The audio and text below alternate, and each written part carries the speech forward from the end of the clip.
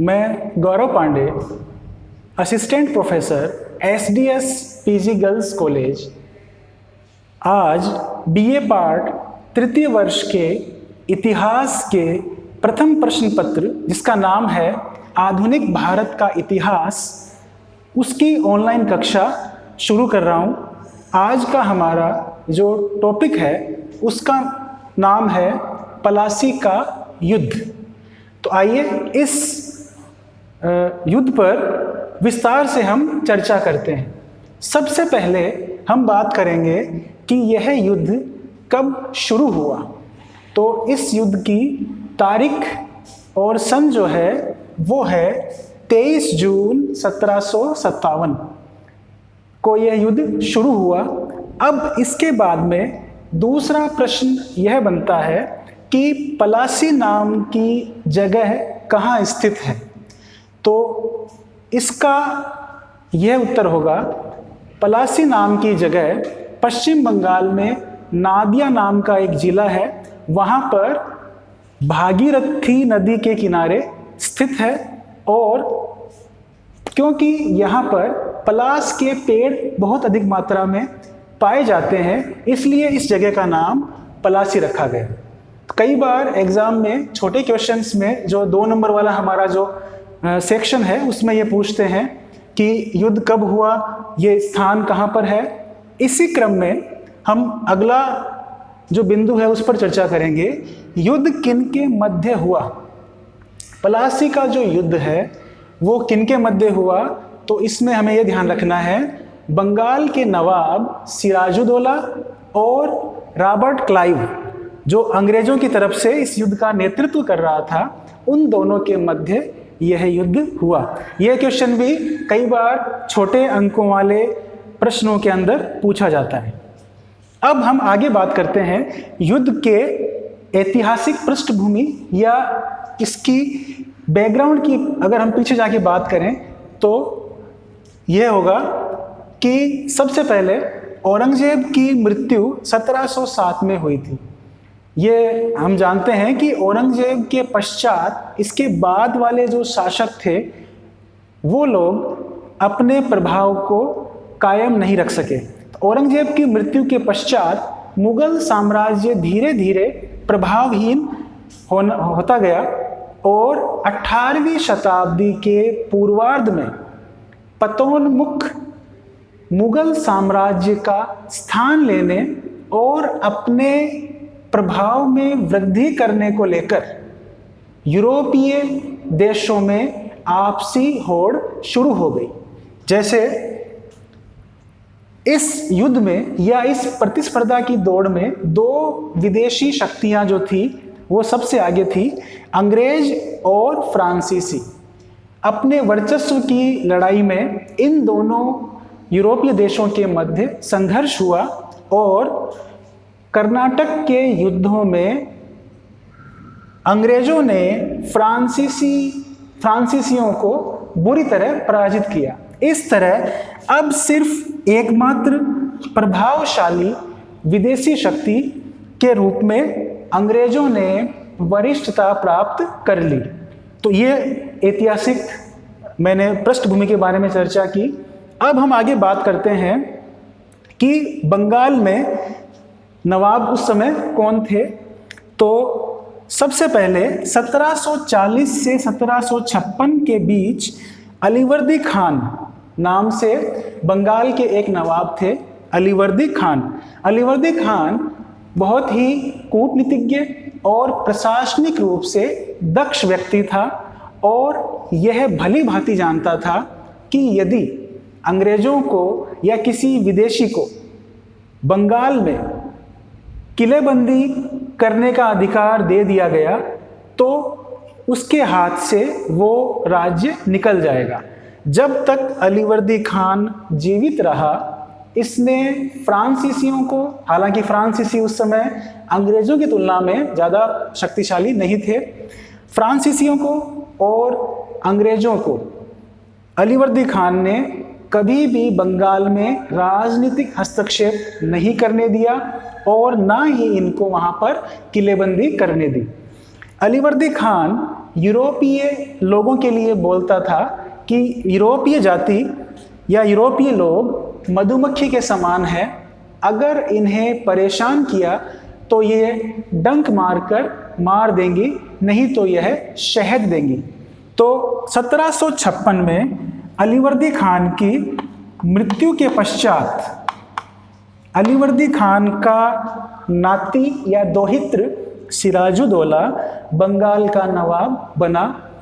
एक बात इसमें मैं और कहना चाहूँगा, अलीवर्दी खान ने अपने नाती सिराजुद्दौला को यह कहा कि अंग्रेज़ों को या बाहर के लोगों को किसी भी कीमत पर अपने यहाँ पर किलेबंदी या सैनिकों का जमावड़ा मत करने देना।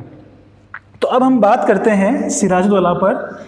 यह बंगाल का नवाब था अलीवर्दी खान की मृत्यु के पश्चात और अलीवर्दी खान का दोहित्र था। 1756 से 1757 इनका कार्यकाल था और इनके समय ही पलासी का युद्ध हुआ था।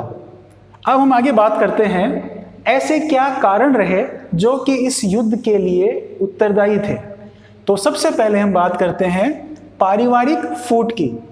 इसमें पूर्णिया का नवाब शौकत जंग, पूर्णिया जो है अभी वर्तमान में बिहार में स्थित है, पूर्णिया का नवाब शौकत जंग जो कि सिराजुद्दौला का मौसेरा भाई था, वह यह चाह रहा था कि बंगाल की नवाबी उसे मिल जाए। इस षड्यंत्र में घसीटी बेगम, यह भी सिराजुद्दौला की मौसी थी, इस षड्यंत्र में वो शौकत जंग को समर्थन दे रही थी। तो हम कह सकते हैं कि इनके घर के ही परिवार के लोग, सिराजुद्दौला के, पूर्णिया का नवाब शौकत जंग और घसीटी बेगम, ये आपस में मिलकर इसके खिलाफ षड्यंत्र रचने लग गए। तो ये हो गया इसका पहला कारण। दूसरा कारण है नवाब के प्रति अशिष्टता। जब नवाब सिंहासनारोहण हुआ, जब नवाब का सिंहासनारोहण हुआ, उसने बंगाल की सत्ता को संभाला, अंग्रेजों ने नवाब के प्रति अशिष्टता दर्शाई।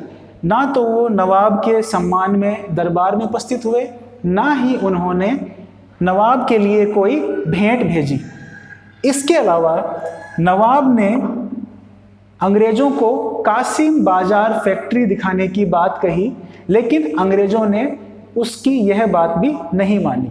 तो ये कुछ ऐसे कारण थे जिससे नवाब अंग्रेजों से नाराज हो गया। कासिम बाजार जो फैक्ट्री है वो बंगाल में स्थित है। उसके बाद में फोर्ट विलियम की किलेबंदी, अंग्रेजों ने कलकत्ता में फोर्ट विलियम की किलेबंदी की, यहाँ अपने सैनिकों की संख्या बढ़ाई और यहाँ पर जगह जगह तोपें लगा दी। हालांकि नवाब सिराजुद्दौला का स्पष्ट आदेश था कि अंग्रेज किसी भी कीमत पर किलेबंदी नहीं करेंगे, लेकिन अंग्रेजों ने आदेश की अवहेलना करते हुए यहाँ पर फोर्ट विलियम में किलेबंदी की। इसका परिणाम यह रहा कि नवाब वापस अंग्रेजों से नाराज हो गया। अब हम आगे बात करते हैं नवाब के विरोधियों को संरक्षण। अंग्रेजों ने नवाब के विरोधियों को, जैसे हम कह सकते हैं एक राजवल्लभ नाम से एक दीवान था जो कि सिराजुद्दौला का दीवान था। इसने बड़े पैमाने पर राजकोष में हेरफेर की और यह अंग्रेजों की शरण में चला गया। तो यह भी एक कारण है जिससे अंग्रेज और नवाब के बीच में संबंध अच्छे नहीं बने। फिर हम आगे बात करते हैं नवाब, इससे पहले माफ़ कीजिए, दस्तक का दुरुपयोग। दस्तक क्या है इसके बारे में मैं आपको बताता हूँ।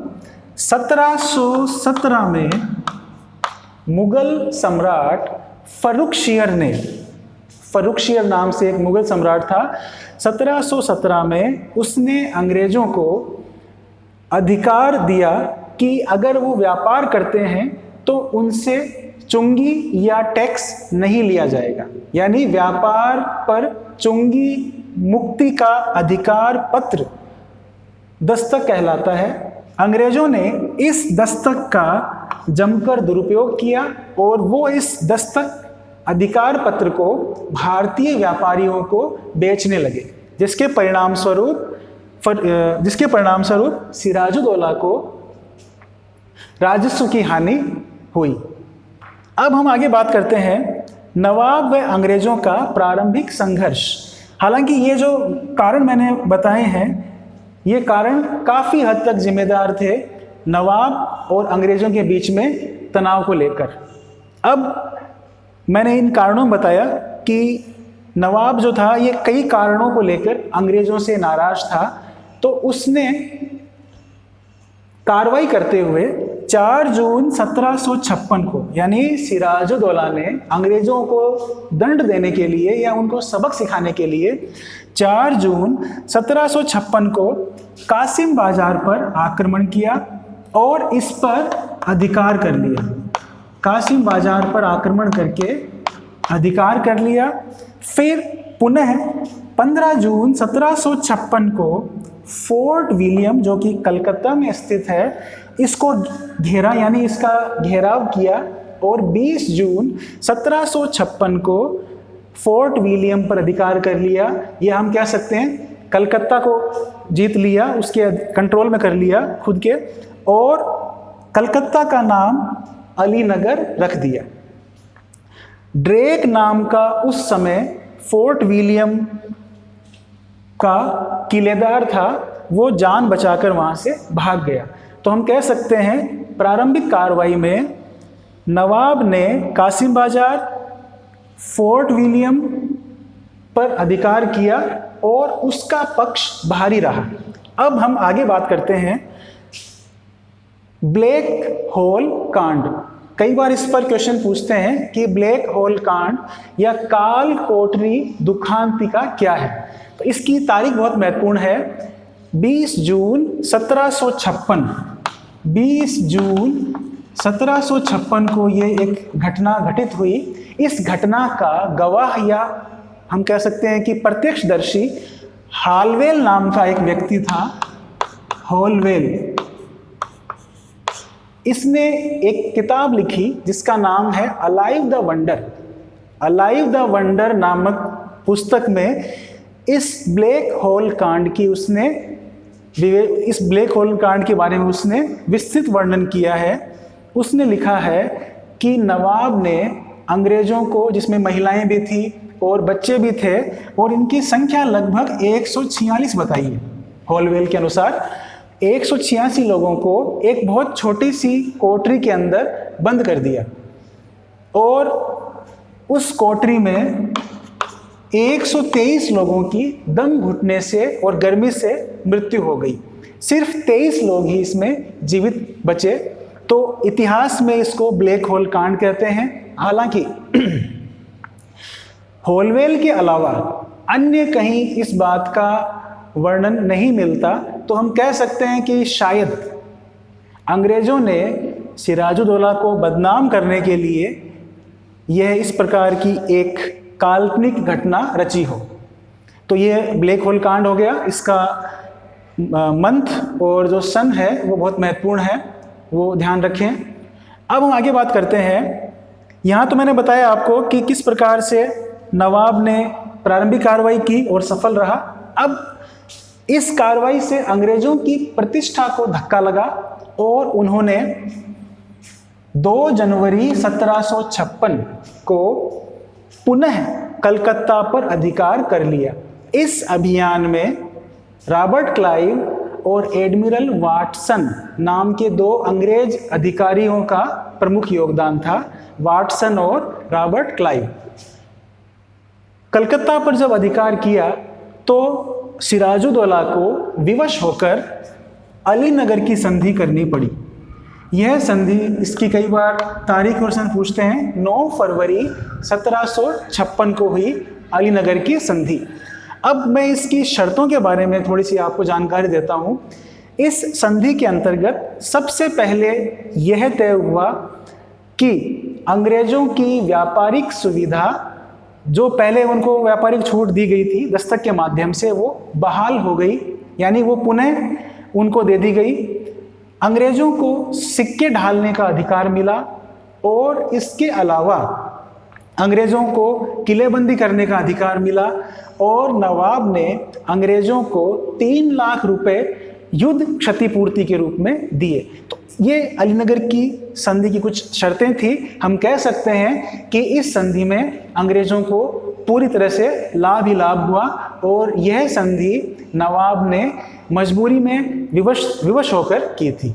तो ये अलीनगर की संधि हो गई। अब हम आगे बात करते हैं क्लाइव का षड्यंत्र। अंग्रेज इतना कुछ लेने के बाद भी संतुष्ट नहीं थे और रॉबर्ट क्लाइव ने षड्यंत्र रचना शुरू कर दिया। हालांकि पहले ही मैंने बताया था कि अंग्रेजों ने नवाब के विरोधियों को संरक्षण दिया। इसी क्रम में क्लाइव ने मीर जाफर, यह नाम बहुत महत्वपूर्ण है, मीर जाफर जो था यह सेनापति था। मीर जाफर सेनापति था नवाब की सेना में। उसके अलावा अमीचंद, जगत सेठ आदि भी हम कह सकते हैं उस समय के प्रतिष्ठित व्यक्ति थे। तो क्लाइव ने मीर जाफर को बंगाल का नवाब बनने का लालच दिया और उसे अपने पक्ष में मिला लिया। अब हम बात करते हैं युद्ध की। पलासी का जो युद्ध है वो ऐसा कहते हैं कि कुछ ही घंटे चला और खास बात यह है कि इस युद्ध में नवाब के पास में 50,000 सैनिक थे, लेकिन अंग्रेजों के पास में सेना कम होने के बावजूद अंग्रेजों ने कुछ ही घंटों में युद्ध का फैसला अपने पक्ष में करवा लिया। इसके पीछे कारण क्या थे? कारण यह था मीर जाफर जो कि नवाब का सेनापति था और दुर्लभ राय, ये 2 व्यक्ति युद्ध स्थल पर निष्क्रिय रहे। जब अंग्रेजों ने आक्रमण किया या जब इन दोनों के मध्य युद्ध शुरू हुआ, इन दोनों ने कोई भूमिका नहीं निभाई, जिसके कारण कुछ ही घंटों में युद्ध का फैसला अंग्रेजों के पक्ष में हो गया। हालांकि मोहनलाल और मीर मदान ये 2 और सेनापति थे जो कि नवाब के पक्ष में विश्वास के साथ विश्वसनीयता का परिचय देते हुए सेवा भक्ति के साथ इन्होंने युद्ध लड़ा और वीरगति को प्राप्त हो गए। तो इसमें इन दोनों का योगदान महत्वपूर्ण था और ये 2 जो ऊपर के मीर जाफर और दुर्लभ राय हैं, ये षड्यंत्रकारी थे और इतिहास में इन्हें विश्वासघाती की संज्ञा दी गई। युद्ध में जब नवाब हारने लगा सिराजुद्दौला, तो वह भागने लगा। उसी समय मीरन जो कि मीर जाफर का पुत्र था, मीरन, इसने सिराज की हत्या कर दी। इस प्रकार हम कह सकते हैं कि अंग्रेजों की कुटिल नीति, षड्यंत्र और धूर्तता के कारण सिराजुद्दौला को युद्ध से हारना पड़ा और अपने प्राण गंवाने पड़े। तो यह कारण हो गए युद्ध के। इसके अलावा मैंने आपको युद्ध का घटनाक्रम बता दिया। अब इसका एक अंतिम बिंदु बचता है जिसका नाम है परिणाम। युद्ध के क्या परिणाम रहे? तो परिणाम बहुत इसके सरल हैं। युद्ध का परिणाम, सबसे पहला परिणाम यह रहा कि बंगाल में अंग्रेजों की सर्वोच्चता स्थापित हो गई। प्रथम परिणाम, बंगाल में अंग्रेजों की सर्वोच्चता स्थापित हुई। दूसरा परिणाम यह निकला कि रॉबर्ट क्लाइव को 24 परगना जागीर, बंगाल में एक जगह है 24 या 24 परगना जागीर के रूप में मिली और उसको काफ़ी धन दौलत भी मिली। मीर जाफर जो था यह 1757 से 1760 तक बंगाल का नवाब रहा और इन 3 सालों के अंदर इसने अंग्रेजों को करोड़ों रुपए, हम कह सकते हैं कि अंग्रेजों को करोड़ों रुपए का लाभ पहुंचाया। इसके अलावा अगर हम बात करें कि युद्ध का और क्या परिणाम निकला, तो हम कह सकते हैं कि अंग्रेजों का अब बंगाल की राजनीति में हस्तक्षेप और ज़्यादा मजबूत हो गया और मीर जाफर बंगाल का नवाब बना। लेकिन मीर जाफर अंग्रेजों की कठपुतली मात्र था। इसमें योग्यता नहीं थी कि बंगाल के प्रशासन को यह भली भांति संभाल सके या संचालित कर सके। तो ये परिणाम की बात हो गई। इसमें एक कोटेशन बहुत महत्वपूर्ण है। एक इतिहासकार थे नवीन चंद्र सेन, उनके अनुसार पलासी के युद्ध के पश्चात भारत में अनंत अंधकारमयी रात्रि आरंभ हो गई। तो ये कोटेशन कई बार पूछते हैं और ये बहुत महत्वपूर्ण कोटेशन है। इसी के साथ में मैं ये उम्मीद करता हूँ कि आपको पलासी का युद्ध जो है वो समझ में आया होगा। धन्यवाद।